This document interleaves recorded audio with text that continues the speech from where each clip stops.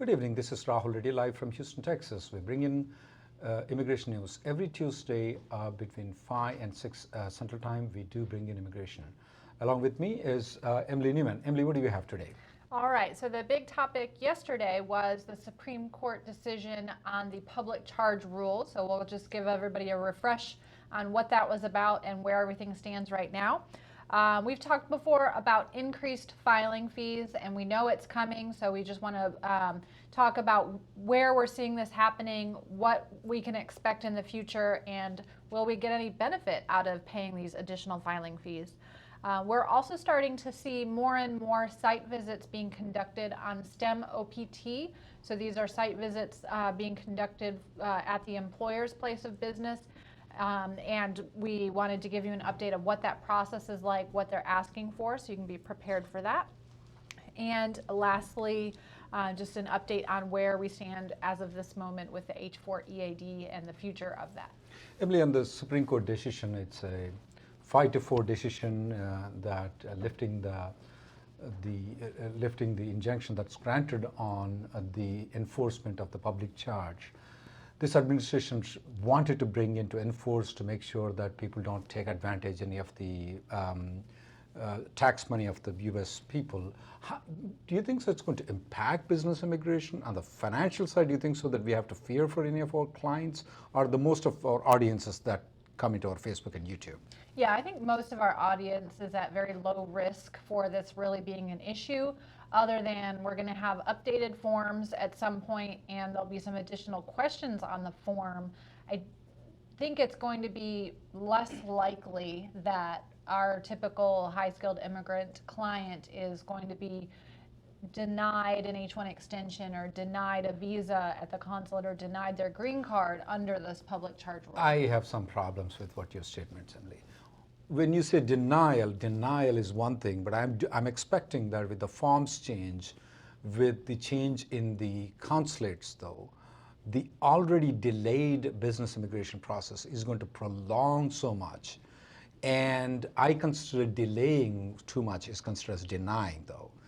I feel that most of the audiences that we have in the Facebook and YouTube, I would think so that at least less than 1% of the people will be directly denied with this one. However, though, I believe in that almost all of them, or if not, at least 90+% of the people will be affected in a way that their application process will take longer process.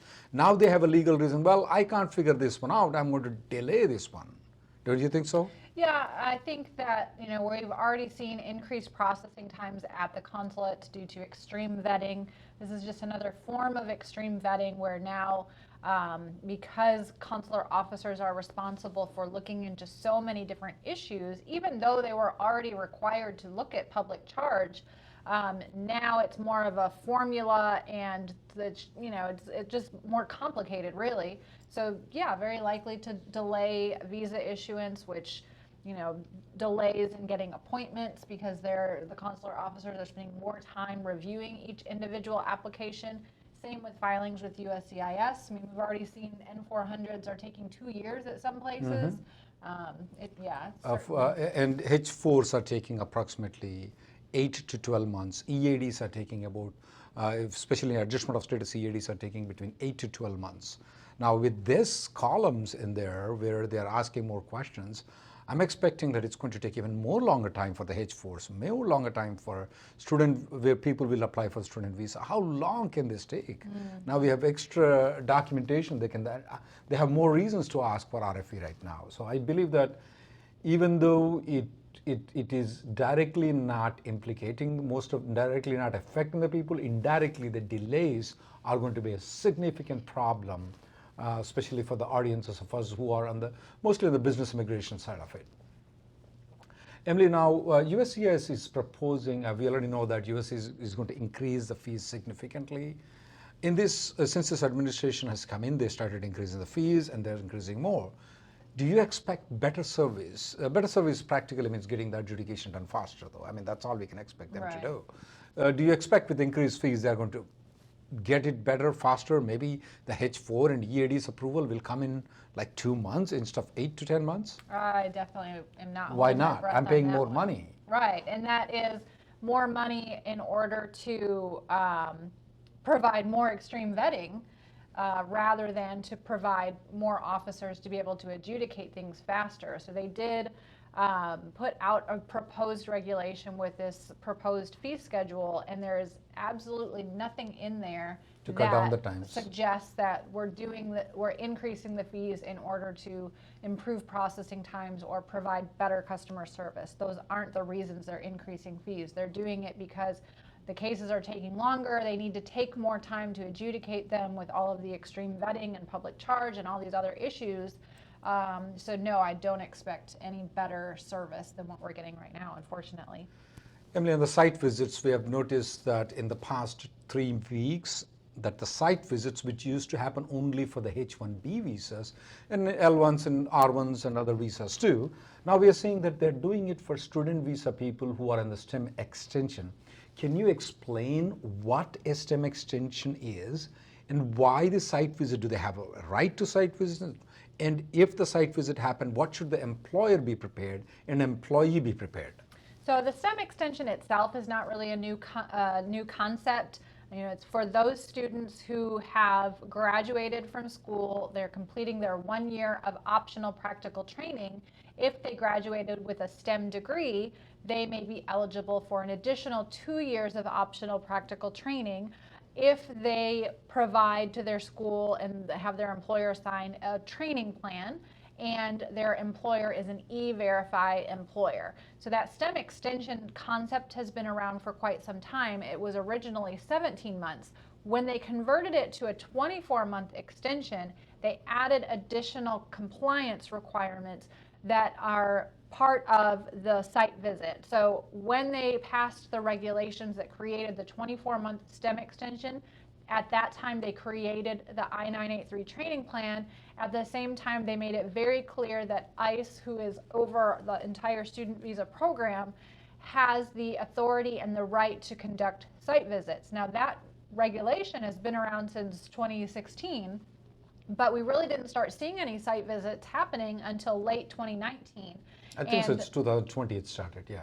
Yeah, and now all of a sudden we're seeing a number of them happening very quickly. And so the difference between a typical H-1B site visit and a STEM OPT site visit from what we're seeing out in the field is that the employer will actually receive a letter in the mail a few days in advance advising them that a site visit will occur on X date at this time, and that this is part of the F1 OPT STEM extension regulation, and that they will be meeting to discuss a particular person. So they do select a student or a few students and name them in the letter, and then they basically have a series of 4 or 5 questions that they intend to ask the employer when they're there. There's nothing really out of the ordinary in those questions. It's just basic employment information and payroll information. So far, you know, obviously when employers are in compliance, they're not really anything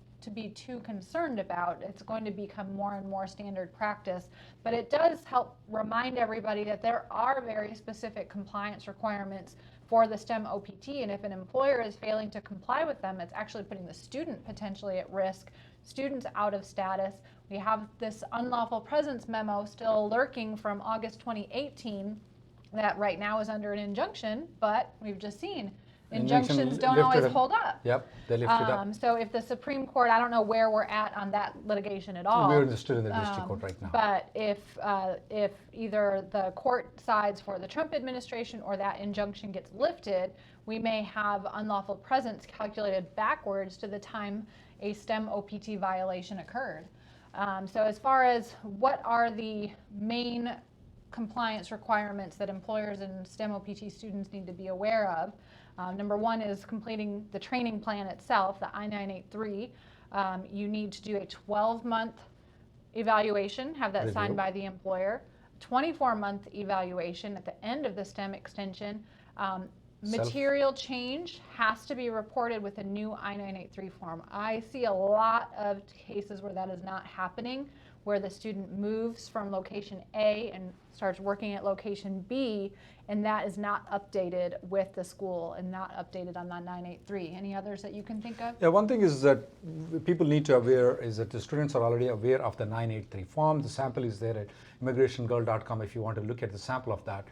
Is the employer and the employee complying with the regulations that are being prescribed for the STEM extension?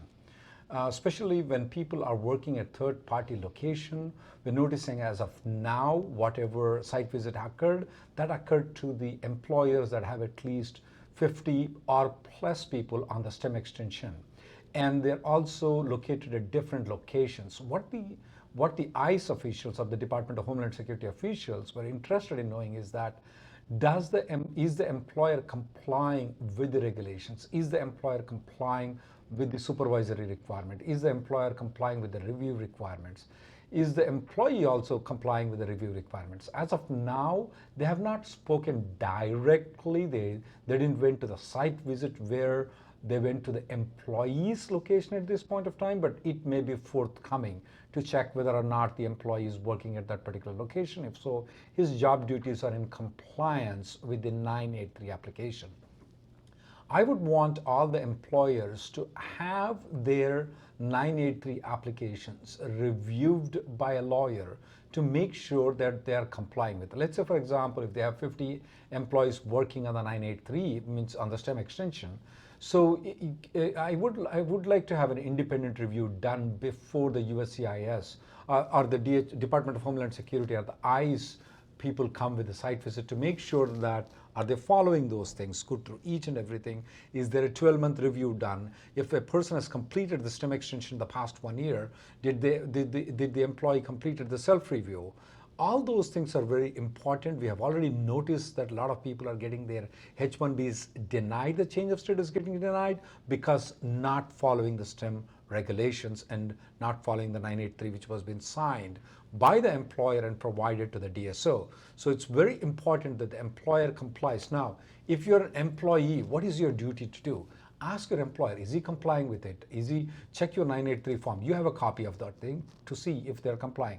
Is the review done by the employer? When the review has been done, the review must be done specifically for each employee. We have seen in situations where the employer has 200 employees, he did the review, he copied and pasted all the 200 people. Now that doesn't look like the person is getting the supervision and is getting the necessary training, what is anticipated in the STEM extension. Remember that the OPT or STEM extension has been granted for the people so that they can enhance their education skills more under the supervision, under the control of the employer so that his education is broadened. For example, a lawyer gets a law degree. I mean, law degree is valuable, there's definitely no doubt, but if he works as a lawyer, then his skills are enhanced more. That's the reason why that's the reason why OPT is given. Because you have a STEM degree, you get the STEM extension that extends you to 36 months. So you have to enhance your degree education requirement that need to be complied, that need to be documented, not just complied, but need to be documented very clearly. The salary and certain other things also need to be complied. There are certain unemployment period that is allowed in the STEM extension. Let's say, for example, if you're not unemployed for a certain period of time, if it's less than 90 days, the total period of unemployment, including the OPT and STEM extension, is 150 days. It's fine, but make sure that all those things, that you're on leave, you're under training, you're working at a location, you're receiving the supervision, the employer is actually reviewing your duties, reviewing all the things. It's absolutely necessary. And it's going to create a lot of problem if you guys don't comply with it. Yeah, I also want to add, one of the other compliance requirements for the STEM OPT time is the position must be a paid position. I've been seeing a number of situations in my consultations where the employer claims to provide a paid position and the employee claims to be working under this paid position. They receive pay statements, but they never actually receive any money. Oh, that's in money their laundering. bank account. And they are getting caught when they're applying for their visa stamp. They're getting caught at the port of entry. Especially the Abu Dhabi airport. Exactly. They're looking into that very closely. So don't be playing any funny business when it comes to your STEM OPT time. That's definitely something. Number one, we know that it's on the regulatory agenda for more regulations. I can guarantee you those more regulations are going to be more strict oversight, not less oversight. So know that you need to be truly complying with those requirements. Both the employer and employee must be paid, and you actually have to receive the payment that you're owed. Emily, we already noticed that the H4 EADs, the H4s and EADs that used to be adjudicated along with the H-1Bs, they're not getting adjudicated along with the H-1Bs from past 1 year. We have noticed that the time period is getting extended for H4 plus EAD. Reddy Neumann PC has a litigation. We take approximately about 50 people to courts to get these things expedited. That's the only way to get expedited. Most of the other things are failing other than going through the court system, federal court system. Emily, there are a lot of rumors that are flying on the H4 EAD. What's your take on it? Well, we know that the plan from the Trump administration is at some point they want to propose a new regulation that will eliminate the H4 EAD. Now, they've been saying that since the Trump administration came in, and we still don't have a proposal. The last we heard was spring 2020 or possibly March 2020 is the earliest we may expect to see that proposal. That has been delayed so many times we can't even keep track anymore. So don't hold your breath knowing or expecting that we're absolutely going to get a proposed regulation this spring. It could be delayed beyond that. And remember that once it is proposed, it doesn't do anything to the H4 EAD rule right then. While it's proposed, while they go through the regulatory process, you can continue to work on your valid H4 EAD, you can continue to renew it, you can continue to apply for new ones. They'll continue to process those that are pending. Only once they complete the entire regulatory process and then announce a final regulation, and that final regulation finally takes effect, only then will things change. And we have a long way to go before we get to that process. So nothing should be changing anytime in the near future on that. Only one question. I need your attention. I'm going to answer the question, but I want you to correct me, though. This is a question about the public charge. His daughter is a U.S. citizen, and the daughter is getting a speech therapy from the government.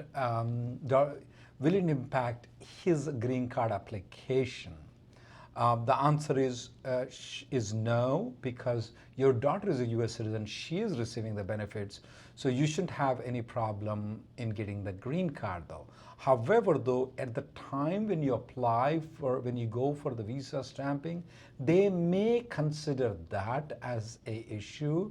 But at this point of time, I'm feeling that you should be fine even in getting the things approved in the consulate. That's my opinion. Emily, any?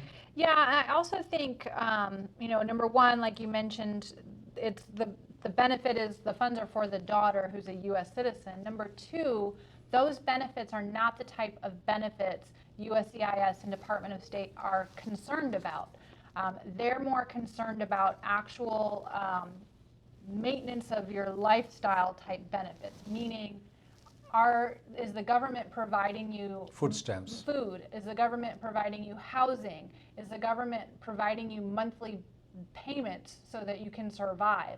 The very basics. There's a very specific list of benefits that they're discussing, and there's no medical related things listed on that. So since we're on the topic, what if the kids are going, the U.S. citizen kids are going to these public school? Is that cause any problem? No, not at all. What if they are in H4, they're going to public school? Will that cause any problem? No problem at all. No problem at all.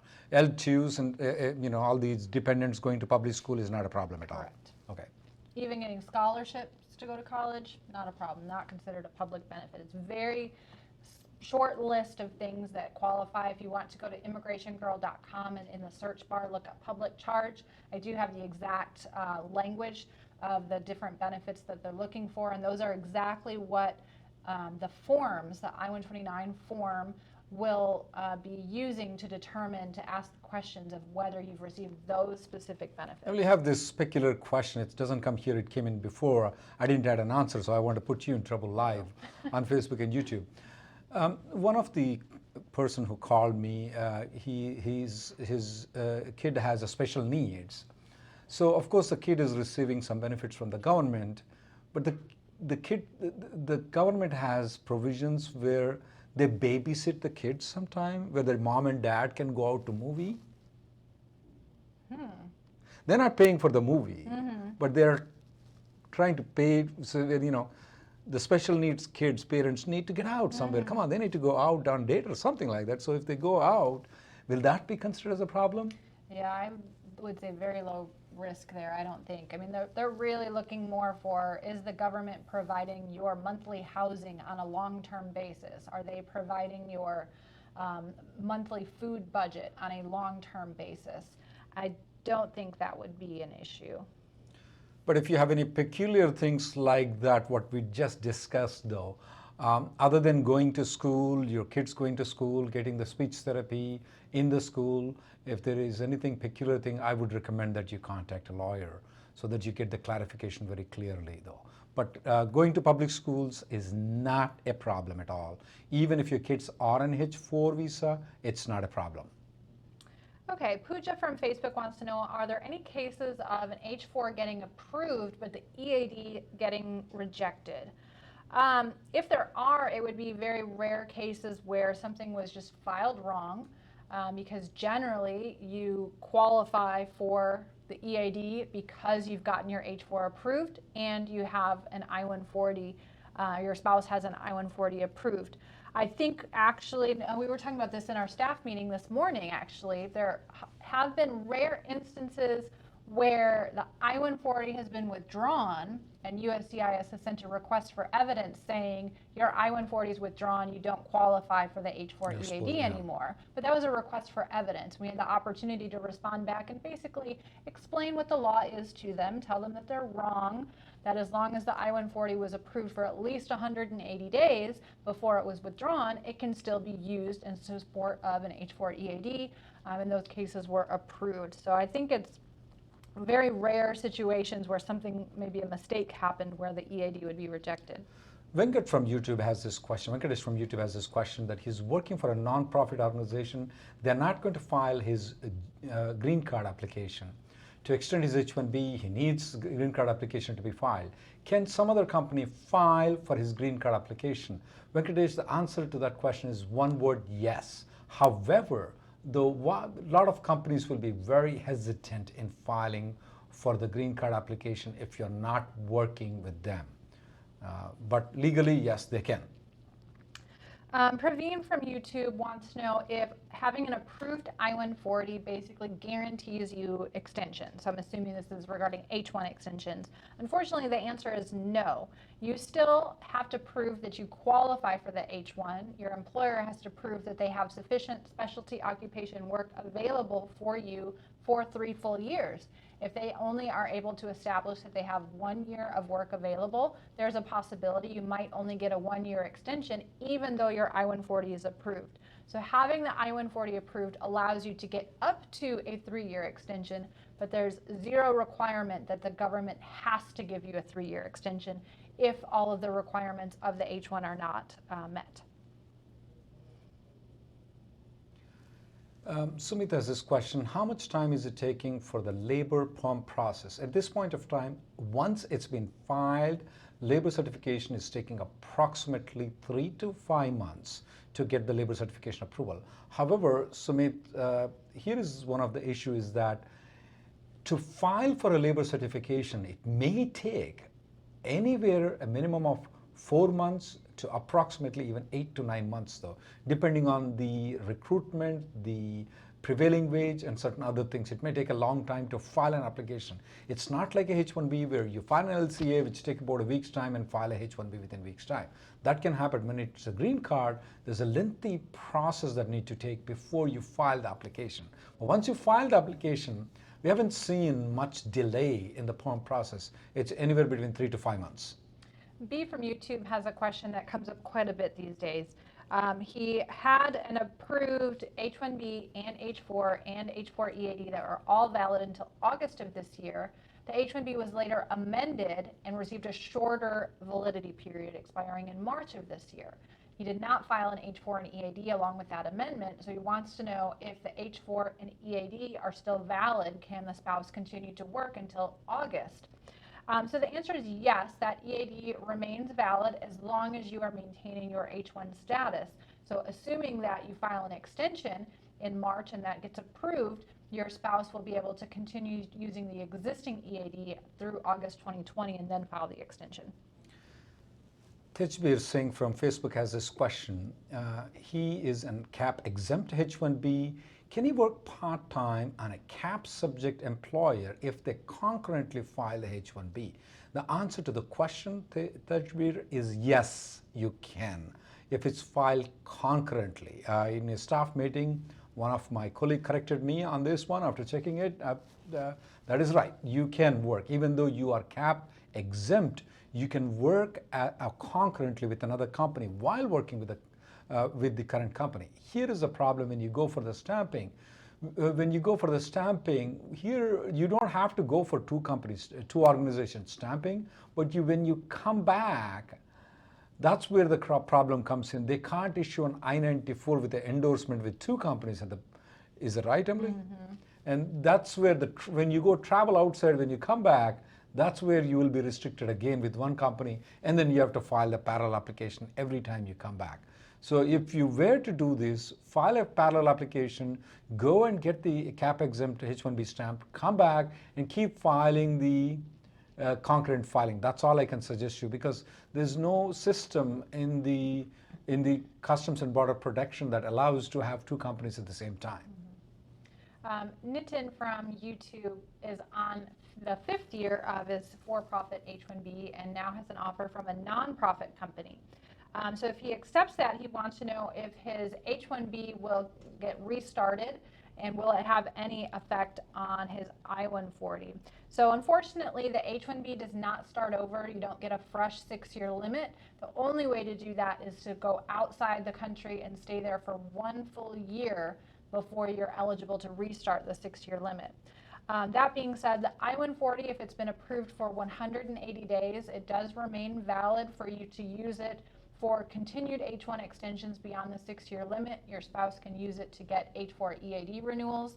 You can port that priority date to your new employer when they file a new labor and new I-140 as well. Emily, I have a couple of questions on the regulatory agenda. One is that what are the changes that are expected in the H-1B program this year? What's the regulatory agenda and what's their policy at this point of time, especially in the business immigration? So for this year, we know that USCIS intends to propose a new regulation that will modify the definition of specialty occupation as well as employer-employee relationship and potentially change the prevailing wage or wage requirement for the H-1B. So you can only imagine that they're going to make it more difficult for you to prove that a job is a specialty occupation. They're going to make it more difficult for third-party placement type situations to prove that they have a valid employer-employee relationship, and they're likely planning to increase the wage requirement to avoid impacting U.S. workers negatively. So again, this will be proposed sometime this year. Sometimes they never actually propose it, they just put it on the agenda and then they decide against it. But if we see something, it will be on the definition of specialty occupation, the definition of employer-employee relationship, and the wage requirements, and they definitely won't be getting easier to qualify for. What an interesting questions we're getting today. Praveen is asking, will there be any expected spillovers into EB category from family-based category due to the public charge rule? No, I'm not expecting any spillovers from the family-based category into because of public charge into the employment-based. Do I expect problems in the family-based immigration? Do I expect a lot of denials, a lot of RFEs, what are delays? The answer is yes. But do I expect some spillover? I'll be very surprised, because The number of people who are waiting in line for the family-based immigration is nothing small. It's too much there. I'm not expecting much fallout. Dhruvesh from YouTube has this question that is there a URL for the H-1B registration yet? The answer to the question is no, not yet. Please keep coming to our weekly things. We will update you when it's going to come. You can also check at immigrationgirl.com. When it comes, she's going to post on it immediately. She will post on it when the URL comes out. VK from YouTube has a question. I'm assuming that this is related to cap subject H-1B. So you got a denial of the H-1B. I'm assuming this was a change of status from F-1 to H-1 last year. That denial was due to the contract or the project ending. Now he wants to know if his new employer will have difficulties or face an RFE this year because of that denial, because his I-20s show that receipt number from that other employer. So because it's a different employer and because the denial had nothing to do with you, it really should not have any kind of impact on this employer's H-1B filing this year. Amruta from Facebook has this question. She has her passport visa expired. She has a valid I-797 approval along with the I-94. I'm assuming along with the I-94, she has a valid I-94. Can she go to Canada and come back without appearing for any visa? With the expired visa, can she come back into the country using the I-797 I-94 approval? Assuming you are on the H-1 and H-4 visa, H-4 or H-4, yeah, I don't see any problem in you going outside the country and coming back on the I-797 along with the I-94, even though your visa is expired. This is only applicable to Canada and Mexico for the H-4 and H-1Bs. For F-1 visas, there are certain other countries like Jamaica. I don't want to name all the different countries, but Canada and Mexico for H-1 and H-4s, and even F-1 visa people, if the I-94 is valid and the passport expired, you can still go outside the country and come back in. Only to Canada and Mexico, not to India. And it has to be less than 30 days. Less than 30 days. If you applied for the visa, it doesn't, you can't do that. Like even if your visa is pending, you cannot come back if you apply for the visa. That's called automatic visa revalidation. You can check out the details of that at rnlawgroup.com about the automatic revalidation. Shalab from Facebook wants to know, is it advisable to travel to Mexico for H-1B stamping to get it renewed? So assuming that your first H-1B stamp you received in your home country and you've maintained your status, never overstayed in the United States, you should be eligible to go to Canada or Mexico for your next visa stamping. There are a few risks. Number one is there still is a chance of administrative processing. And as we just said, if you've applied for the visa and get stuck in administrative processing, you can't use automatic revalidation to come back into the US. So you might end up being stuck in Mexico for weeks waiting for the administrative processing to complete, or you might have to end up going from Mexico to your home country and wait there if you have family that you can stay with or something like that. So that is one risk. If things get delayed, you might end up stuck there or having to go to your home country anyways. Otherwise, sometimes the consulates might have difficulty with education documents that are not from the U.S. or Canada or Mexico. So if you have a U.S. master's degree, it's probably a little safer to attempt to go to for stamping there. If you're coming with just a bachelor's degree from your home country, maybe a slight more risk in that situation. Karthik has this question that his kid is autistic and he has to sign an application for PUNS program. Will that affect his green card application or an H-1B? Karthik, I would recommend you to drop an email to me. I'm not well prepared with this PUNS program.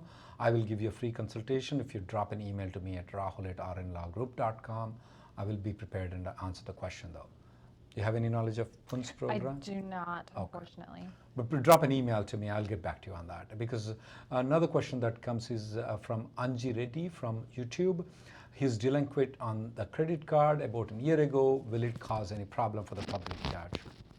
I don't think so. What happened? The credit card? Credit card. Oh, no. No, that's not a public charge. It's it's a private debt. So yeah, and I think with the credit cards, probably you're thinking the credit report, because USCIS did make that an option to where they could make you fill out an extra form with more detail, and your credit score is part of that. But I think they only get to that separate form if there's some issue that comes up in the initial adjudication based on your answers there. So I don't think that's very likely. yeah, I think so. You should be fine. Vijay Prakash from YouTube wants to know, what can the district court do right now about the H-4 EAD? Because we do have both the regulatory issue going on as well as the litigation going on. So what brought all of this on is a lawsuit brought by U.S. workers against the government trying to block the H-4 EAD from coming into effect at the very beginning on the grounds that it created unfair competition for U.S. workers. That was a very long, drawn-out battle. The case was dismissed, actually, by the lower court. That dismissal was appealed. Then everything got stuck at the appeals court because the Trump administration came in and asked to put it on abeyance because they were planning on doing this regulation. Then they took forever to do the regulation, so the court took the abeyance off, and the case is back on. So yes, the court could ultimately decide that the H-4 EAD was not proper and vacate the entire rule. They did that before with the old 17-month STEM extension rule. But is the court likely to actually reach a decision before a regulation happens? I have a feeling the answer would be no. I think that we're basically at the appeals court level, where the only issue right now is, did the U.S. workers have standing, or did they prove that there was sufficient harm for them to actually bring a lawsuit? So if the appeals court finally decides yes, they did, all that does is send the case back to the lower court for the trial to actually happen. So we haven't even gotten to the merits of the case yet. So that's going to be a very long process.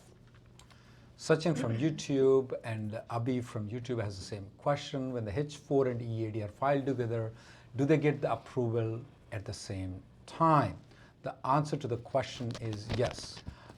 They do get the H-4 and H-4 EAD approval at the same time. We have very rarely, less than 1% of the time, they do get separate approval separately. Okay, let's see. Another question that comes in from Mohan Nanda from YouTube is that he is going through the Doctor of Physical Therapy. After he completes his Doctor of Physical Therapy, can he file an EB-1 application? I'm assuming he's speaking about EB-1 extraordinary application. There are two things, extraordinary and outstanding researcher. Normally for a doctor in physical therapy, based on my knowledge, because my wife is a physical therapist too, it has become a norm for a physical therapy. In some of the states, I think so, it is even like you need that to just get the license. Not the master's degree anymore, but doctorate degree. At least they're proposing to have it as a doctorate degree as a minimum requirement. So just by getting a doctor in physical therapy by itself, you will not be eligible if you have some extraordinary things that you have achieved. Maybe you have discovered something in physical therapy. Maybe you have patented some of the therapies, or maybe you have some discoveries that you have done on those things. Definitely you'll be eligible to file under EB-1. But the mere fact that you just got it will not get you the EB-1 approval. Suresh from YouTube had an H-1B denial due to specialty occupation. His employer is considering filing an MTR, and he wants to know if there are any other options besides just filing an MTR. So there are four basic options that you have. The first option is if it's not a cap subject case, you could simply refile and avoid filing the MTR, depending on whether you're still maintaining your current status. Option 2 is the MTR, which I generally don't do because it's taking probably at least 6 to 8 months for USCIS to review that case, and they do not provide you work authorization or status while that review is in process. Only if the MTR is ultimately successful do they then put you back in status. So that's a very big risk for the employee to take in that situation. Option 3 is an appeal to the Administrative Appeals Office, also takes 6 to 8 months or longer, also does not provide you with any status while it's going on, and tends to be a bit of a rubber stamp, just approving whatever or reissuing the same denial that the service center already issued. So fourth option, which we have been turning to more and more often, is actually litigating the decision in federal court. So the employer would file a complaint with the district court, basically arguing that the denial due to specialty occupation was arbitrary or capricious, or they weren't following the law, or whatever argument depending on the particular case. And then the government has 60 days to respond to that lawsuit to the court. And generally, rather than responding to the lawsuit to the court, we've often seen that they will actually tell USCIS to just reopen the case and either issue another RFE, giving you a chance to respond again, or they'll just approve it, and then they ask the case to be dismissed. So we've seen a lot of success with filing the federal court litigation due to H-1B denials. Another question on the public charge. I have a house mortgage. Will it be a public charge? No, absolutely not. It's not a public charge if you have a mortgage. A personal question that comes in to me very often. I have an I-140 approval, and I don't know how long it's going to take for me to get the green card. Should I pursue the Canadian green card? This question comes from YouTube from Harish. If I were you, Harish, because I'm an immigrant, I came on a H-4 visa, got through the adjustment of status through my wife.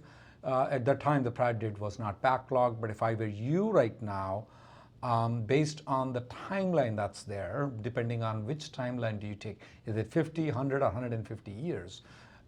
The least of it even is 48 years is what the Cato Institute is projecting. The highest is 150 based on different calculations that they have.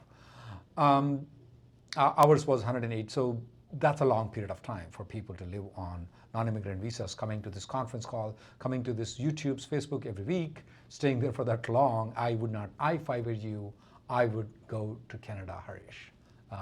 I would at least get that Canadian green card and be free. That's what I would do if I were you. All right. Prasad from YouTube had his I-129 H-1B petition transferred from the Nebraska Service Center and is wanting to know if he can upgrade to premium without actually getting that transfer notice. So if you know where it's been transferred to, yes, you can absolutely still upgrade it. You don't need that transfer notice to do the upgrade. If you submit the premium processing and they have the file, they will upgrade it. If you don't know where it's been transferred to, you will need to find that out before you can submit the upgrade to premium. Your employer could potentially find out by calling USCIS to get that information over the phone. Vineet has this question from YouTube. The person has the H4 EAD. Now the spouse has moved to the L1. Is the EAD valid? No, it's not valid. You're no longer on the H4. You probably already applied an L2 visa. Even if you don't apply an L2 visa, you're definitely violating the status. So that EAD is no longer valid anymore. Shobi from YouTube wants to know, got an H-1B extension last year, got the visa stamping done, and so this time around when he's going for stamping, he wants to know any important points to be aware of when doing the Dropbox option. So Dropbox is just a more convenient way for kind of lower risk applicants to be able to renew their visas at certain consulates. One important point to know is just because you are eligible for the Dropbox does not mean that you can avoid the interview. You could submit all of your information for the Dropbox and meet all of the requirements and still be called in for an interview. Number 2 is make sure that you're properly filling out the DS-160, making sure everything is consistent as far as dates of employment, job titles, job duties, education. Everything needs to be filled out very carefully, even if you're just doing the Dropbox version. Anything else you can think of on that? Senthil has this question, and this comes up very commonly to us, so much common. Believe me, every day our office gets this one a day. He has moved into a short-term project, and it got extended. Now, should he Now, is it too late to file an amendment? This is the most common thing where people are going out of status right now, which can be easily prevented. Now, there are certain things you cannot prevent it. So this is very common. You go into short-term project, and a project get extended. It happens. You need to file an amendment. I would consider that you're out of status. I would recommend that you contact a lawyer immediately. This is the major problem that comes up. I want all other people to learn the lesson that if you're moving into temporary project and if it requires an amendment, by this time you know when the amendment is required, when the amendment is not required. You file an amendment before you join. Don't think so that it's going to be temporary. Vimoff from Facebook is a Canadian citizen, is on H-1B with an approved I-797. He wants to know if he needs to go for visa stamping if he travels. So Canadian citizens are generally visa exempt, meaning that you do not require visa stamping in order to travel. So you would travel with your Canadian passport and your approved I-797 and enter the US and be given a new I-94 without the need for stamping. Praveen has this interesting question from YouTube. He has an he has an H-1B approved until December 2022, but his spouse EAD is only valid until August 2021. Can he apply for an EAD extension, though it's more than 180 days before the EAD expires? We have filed it so many times. I had no problem in getting the approval. Praveen, if I were you, I would file. If at the most they deny it, let them deny it. You're going to lose some money. If I were you, remember I was an immigrant before, I will take that risk of denial. If it denied, you can always file it again, because you never know at future date what the status of the H-4 EAD is going to be. You're going to get about approximately 1 year and 4 months, 16 months extra. I would file the application right now and take a chance. And as of now, I haven't heard any denials for the people who have filed more than 6 months before. Now, it's not just we speak to you guys, we also get the information from you, from YouTube. We have a daily conference call, we have Immigration Girl blog. We get the feedback from you too. It's not we just give it to you, we haven't heard any denial. I would file an application and risk at the most, there's 1% risk of getting denial. Rabindra from YouTube wants to know if the H-4 EAD is eligible for automatic extension. Unfortunately, the answer is no. So if your current H-4 EAD expires before the new one is issued, you are not authorized to work. You have to stop working. There are 2 types of EADs that are eligible for automatic renewal or automatic extension based on a pending renewal, and that is the STEM extension for OPT and the AOS, Adjustment of Status I-485 based EAD. But the H-4 EAD, because it's dependent on you getting the H-4 renewed, they will not auto-extend that work authorization. Saurav has this question from Facebook. He's contemplating filing an H-1B. The company has only 2 employees. He'll be the 3rd employee. How difficult is it to get the H-1B? I don't want to answer it depends on, but I will say that if the company has a physical location, that's absolutely needed to file the H-1B. If the company is running from the home, definitely it's going to be denial. I don't want you to do that. That's number one. And it depends. So again, I'm going to depends on. I'm trying to prevent that word. If it's a professional position and the pay scale is very good and the office is there, just because the company has only 2 employees doesn't by itself become a hindrance in getting the H-1B approval. That's the main thing, is that to have an office, the professional position, those are 2 important things. Bala from Facebook says Company A filed his H-1B extension with USCIS.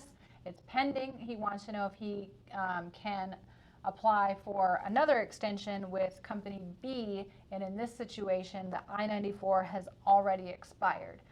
So this is where can you do something versus should you do something. So technically, yes, you can file a transfer to Company B after your I-94 is expired because you have a pending extension with Company A. However, the reason you shouldn't generally do that is because when you move to Company B, company A will very likely withdraw the pending extension, and that pending extension is the bridge between your I-94 expiring and the filing of the transfer. When that bridge collapses because the petition has been withdrawn, company B's approval is going to come without an I-94. They're going to say you failed to maintain your status. So then you're going to have to exit, get the new visa stamp, and come back in order to work for company B. Same thing if company A ends up with a request for evidence and you've already moved on to company B, they're very unlikely to want to respond to that request for evidence. Or even if you're still with company A and that gets withdrawn or denied, company B's petition is at risk. The petition itself can still be approved, but is very likely to come without an I-94 because the bridge collapsed. Srinivas from YouTube and a couple of other people have also these questions. EB2 and EB3, are we expecting any improvements in the EB2 and EB3? Particularly the question from Srinivas is it expected to cross May of 2010? At least I'm not expecting it to cross May 2010 in the next 1 year. Yeah, I would agree. UK from YouTube wants to know, how exactly is the 6-year limit calculated for H-1B? Is it based on the approval period? Is it based on processing time? So the 6-year limit is calculated based on the day, starting from the day you first entered the U.S. in H-1 status, if you were outside the U.S. at the time it was filed, or if you're in the U.S. and got the change of status approved, the start date on that change of status. So that starts the clock ticking. Now, if you go outside the U.S. at any time, you can recapture every day you stayed outside the U.S. on an extension later at the end of your 6-year limit.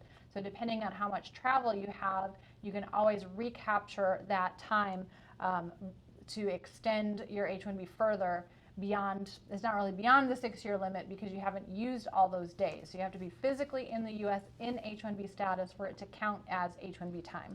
Praveen is asking, do you recommend a litigation when the EAD is still valid until 2021 when you're filing an application for December of 2022? No, that's a waste of money. Why would you go for a litigation? You're going to get the approval way before that, August of 2021. That'll be a waste of money. No, absolutely, we wouldn't even take it. Let's see here. Akhil Anand from YouTube wants to know, what are the things that need to be checked once we enter the U.S. on a new H-1B stamp?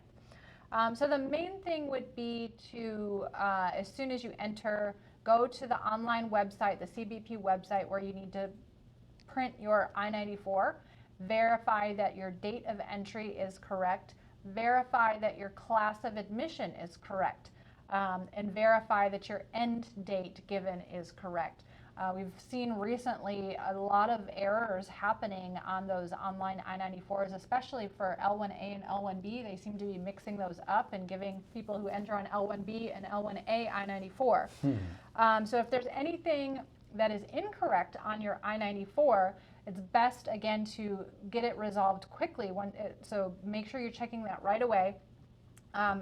What some of the CBP deferred inspection offices where they make these corrections are, they actually have an email address, which is super convenient. I've used it a number of times for some of my clients, where you just send them an email with your passport, your entry stamp, your visa, your flight information, and let them know what the problem is, and then they'll email you back within just a day or two, letting you know it's been corrected, and you can go back onto the website and print out your corrected I-94. Question is that he's getting an option to work for the direct client, and it's going to be working from remotely. What are the possibilities of getting the approval because it's going to be a remote job? We normally recommend, when we file an application, when it's a remote job, we actually keep both the location, the company location and your home location, as the LCA location when we are filing at the H-1B. That's a safer way of doing it. Emily, you have written, you had a tweet on that. Can somebody tell the USCIS how the remote works? Right, yeah.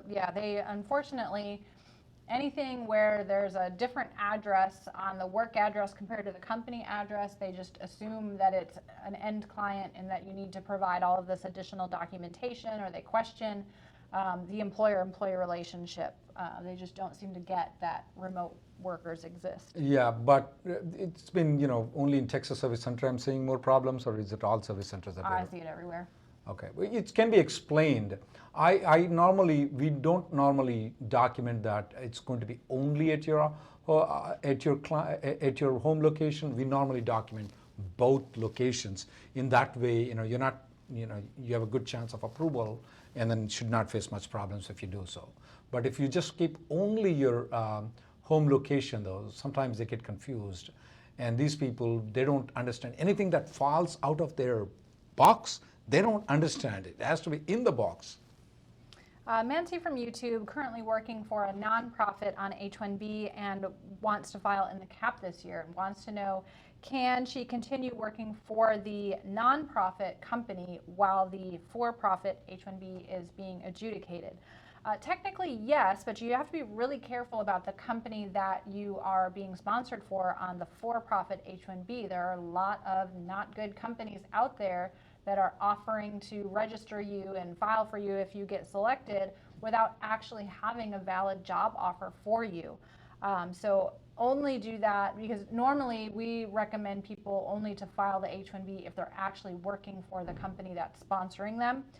In your case, it's a little bit different because you have the nonprofit H-1, but there's definitely a risk there if you don't file with the right kind of company. Gauri Shankar has this question, a couple of other people has this question on the Senate 386 bill. At this point of time, we don't see any movement going on that. Maybe after this impeachment headache is over, we may get something clarity from the Senate. But I would recommend all of the people to keep pushing from the Senate 386 bill. When you keep speaking with the senators or the congressmen, please make sure that you tell that this bill eliminates the discrimination. It doesn't give any special favor to Indians and Chinese, and you should not be asking any special favor. We don't need any special favor. We just need to be treated equally. So please advocate for this bill, write letters. There's a draft letter put on at immigrationgirl.com by Emily, so you can use that to write the letters to the senators. Let's see. Shivam from YouTube wants to know if premium processing will be available for the CAP subject H-1Bs this year. Unfortunately, we don't know. USCIS has not made any kind of announcement about that. We did have it available last year for those petitions that were requesting a change of status. The other good thing about this year is we now have a 3-month filing window. So I think because the filings are going to be spread out more, hopefully that means USCIS will allow premium processing because they're not getting all the applications on one day. But we will definitely make an announcement once we know for sure whether premium will be available or not. Anything else, Emily? I think we can wrap it up for today. If we were not able to get to your question, remember we do have a free daily conference call. Go to rnlawgroup.com, click on conference call. You'll be able to get the schedule as well as the dial-in information there. You also may want to sign up for our newsletter at rnlawgroup.com. Every week we send out an updated newsletter of things that are going on. You can always follow me on Twitter and Facebook in addition to seeing us every Tuesday. Thank you. We like your comments, guys. So if you have any suggestions that can make us improve better, please put a note on it. We'll try to see if we can improve more. Thank you guys for coming and tuning in.